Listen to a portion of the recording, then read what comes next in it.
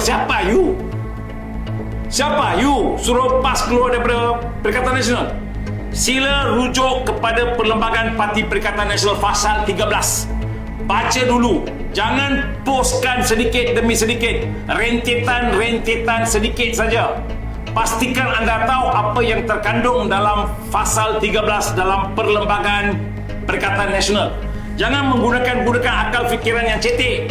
Tak kisahlah dia ketua bersekutu kebangsaan ke, ketua bersekutu daerah ke, cabang ke, bahagian ke, atau ketua penerangan kebangsaan bersatu ke, atau ketua bahagian Syalam ke, bersekutu penerangan kebangsaan ke. No, you are talking nonsense. Rakan kami, Datuk Tok Hadi telah mengatakan, yang besar Tok Hadi yang kami hormati, dia dah bagi tahu, it's very clear, Parti Wawasan Negara akan menyertai Perikatan Nasional.